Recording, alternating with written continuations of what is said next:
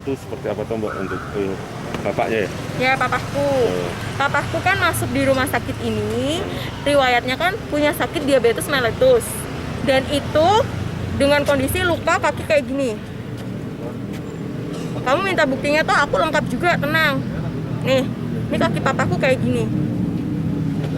Nah, diabetes karena luka.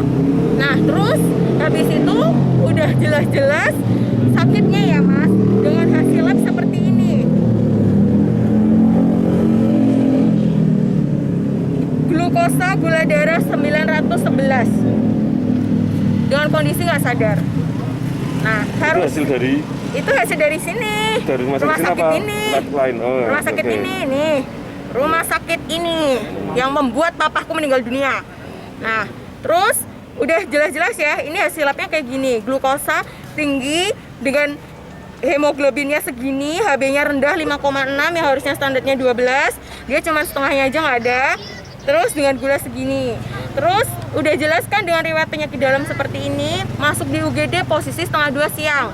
Begitu masuk, security nggak mau bantu, diem aja. Omku dia gendong sendiri sama adekku, bawa. Security malah gini, sakit apa Mbak? Covid ya? Dia malah bilang kayak gitu, seakan-akan pasien yang masuk di situ itu dia Covid. Ada jelas-jelas papahku tuh diabetes. Udah kan di situ, setelah dirawat dari 1:30 sampai malam nggak dapat kamar. Aku minta tolong temanku buat cariin kamar. Dapatlah kamar ini, Ayub 2. Nih, Ayub 2. Dapat Ayub 2. Setelah udah dapat Ayub 2, tahu-tahu papahku nggak langsung dipindahin di ruangan ini, masih harus nunggu lagi. Nggak tahu nunggu apa. Setelah ditelepon, katanya papahku suspek corona. Aku tanya, dia bisa menjudge itu suspek corona dasarnya apa? Harus nggak, paling nggak ada rapid test. Rumah sakit ini nggak ada rapid test Mbak, adanya swab. Nah, harusnya sebelum memasukkan pasien di ruangan isolasi yang dimana itu jadi satu sama pasien corona, harusnya dia tahu dong hasilnya dulu baru dimasukin. Ya nggak? Mas-mas semua yang ada di sini, bener nggak? Kalau emang papahku corona, oke dimasukin. Tapi itu enggak. Papahku di swab setelah dia masuk di ruang isolasi itu, baru di swab hari ini sama kemarin. Hasil swabnya nggak tahu keluarnya kapan. Udah setelah itu dia habis nge-swab papahku. Oh ya, satu lagi, papahku dipindahin di ruangan isolasi tanpa sepengetahuan kami pihak keluarga. Benar-benar papahku dipindahin tanpa sepengetahuan aku. Aku di rumah sakit dari siang sampai pagi. Aku tungguin papahku di situ. Aku tidur sebentar, aku lengah. Tahu-tahu mobilku suruh pindah. Sama pihak rumah sakit, ternyata itu ngelimpek ke aku. Biar papahku bisa dibawa di ruang itu, gitu loh. Nah, aku tanya sama security jam 5 pagi. Loh, papahku sudah dipindah di ruang apa? Di atas Mbak, Sulaiman 2. Aku naik ke atas. Sebelumnya aku sempat nanya, kalau di ruang isolasi kan nggak boleh ditunggu. Keluarga pasien harus lewat ini semua. Harus lewat misalkan security. Jadi kayak misalkan ngirim apapun harus lewat security dan lain sebagainya. Setelah itu ternyata aku ngomong kalau nggak ada bukti percuma, aku orang hukum. Double tok istilahnya. Nah, aku datang ke situ 557. Lihat ya Mas, 557 ya. 557 ya. Nggak ada security yang di sini. Ya kan? Udah. Aku penasaran kan isi ruangan itu kayak apa. Aku paksa buka. Katanya kalau apa-apa dititipin security. Aku paksa buka masuk. Ternyata barang yang dititipin untuk pasien-pasien yang ada di situ nggak tahu disampein beneran ke pasien atau enggak. Dibuang di sampah. Nih, box sampah. Nih.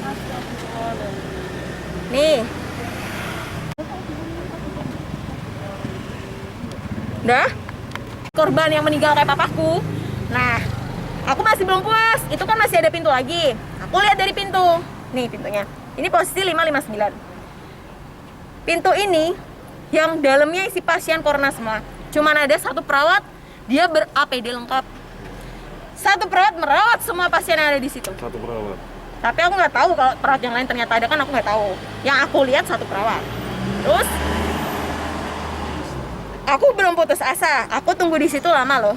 Aku jeda 6.34 nih jamnya ya. 6. Ada nggak security jaga? Masih belum puas aku. Aku datang lagi. 8.15. Nih. 8.15. Nggak ada kan yang jaga? Nah. Katanya kalau nitipin apa-apa kasih aja telepon, nanti biar bapaknya bisa ditelepon. Aku malam-malam ngasih telepon ke sini. HP-nya papaku aku kasih sini. Katanya kalau papaku nggak bisa ngangkat, nanti perawatnya yang angkat atau yang lainnya. Tapi nggak nyatanya. Aku udah coba telepon berkali-kali, papaku nggak ada yang angkat. Ini kan 8.15 nih, nggak ada yang jaga kan? Aku belum putus asa, Mas. 13.01. Aku datang lagi. Nggak ada juga kan yang jaga? Aku masih belum puas. Aku datang lagi. 18.24. Nggak ada juga yang jaga. Ini macam apa rumah sakitnya? Nyawa loh. Aku tahu, Mas. Setiap rumah sakit dapat dana karena COVID, tapi bukan semata-mata menjudge semua pasien itu suspek COVID. Dilihat dong riwayatnya, dia parah apa enggak. Saat aku tanya sama dokter dengan kondisi kayak gitu, harusnya tindakan apa yang dikasih sama dokter ke kita? Jawaban dokter apa? Nanti Mbak, nunggu hasil swabnya keluar dulu, kita baru bisa ada tindakan. Bayangin coba, dengan HB 5,6, gula 911, leukosit 40.000 yang dimana harusnya normalnya nggak sampai segitu. Normal 10.000. Normalnya 10.000. Nggak ada tindakan apa-apa, gimana nggak meninggal, Mas? Kalau kayak gitu. Padahal aku sempat kontak sama papaku sebelum dimasukin di ruangan itu pun, aku sempat ngomong sama papaku, "Pah, ini siapa? Lucky." Dia masih biasa aja. Tahu-tahu masuk di sini udah separah itu. Sekarang mau pulang nih, dikabarin maghrib, "Mbak bisa ke rumah sakit, Bapak kritis." Saya datang. Gimana Mbak? Detak jantung Bapak sudah nggak ada. Nah, siapa nggak terpukul? Orang tuaku tinggal satu, Mas, bapakku doang. Setelah itu bapakku dikayak gituin, jenazah nggak bisa dibawa pulang. Bayangin coba. Pulang, siapa orang yang nggak jengkel? Loh, Enggak. Jadi kan kita enak karena kan hasil diagnosanya tidak untuk tidak mau untuk dilakukan standar COVID ini, Mbak. sebenarnya aku bukannya nggak mau ya, Mas, buat standar COVID aku bukannya nggak mau. Tapi kan dilihat dong riwayatnya pasien itu seperti apa. Bukan hanya karena pasien masuk dengan kritis terus dijudge corona, nggak kayak gitu. Kan semua ada riwayatnya. Dokter kan harusnya juga tahu dong, harus dibedakan juga pasien COVID atau enggak, pasien riwayat penyakit dalam atau enggak. Hasil labnya kayak gimana, diagnosa toraknya kayak apa, itu kan juga di scan torak juga itu. Harusnya kan dilihat dari situ juga, nggak kayak gini dong. Tahu-tahu jenazah nggak bisa dibawa pulang. Terus embel-embelnya minta duit. Terus aku tanya minta duit berapa? Nggak minta duit. Padahal sebelumnya ada juga kasus kayak gini, orang tuanya temanku. Sama, ujung-ujungnya jenazah nggak bisa dibawa pulang, duit. Ini aku tanya minta duit berapa? Di sini nggak minta duit kok, Mbak. Katanya sih begitu, tapi kan jenazah papaku kan belum dibawa pulang.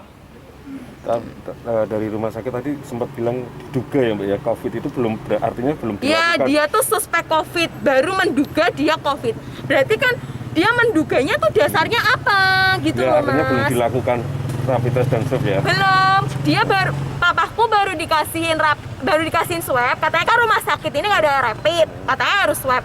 Baru dilakuin swab kalau sudah masuk ruang isolasi dulu, Bu Luki. Di ruang isolasi, dalamnya pasien corona semua. Artinya di ruangan Ayub yang sudah Nggak jadi dimasukin di situ, nggak jadi. langsung dimasukin di sini tanpa bilang pihak keluarga sama sekali. Anak mana yang nggak terpukul? Aku tanya sama mas-mas semua yang ada di sini. Kalau itu keluarganya kalian baik-baik aja, ibaratnya nggak ada diagnosa virus dan lain sebagainya, tahu-tahu jadiin satu sama pasien corona.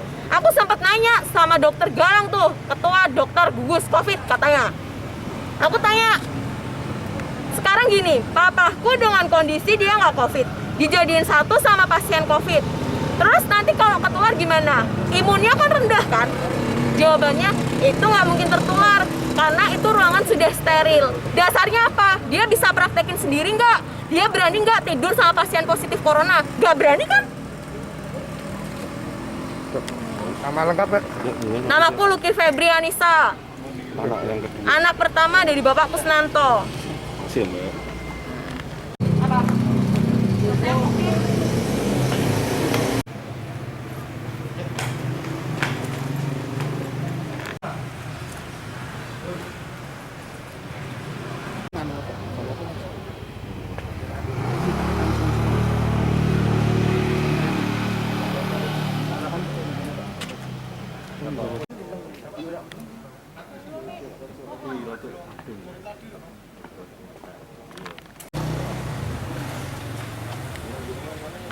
Tapi itu ora esok gede.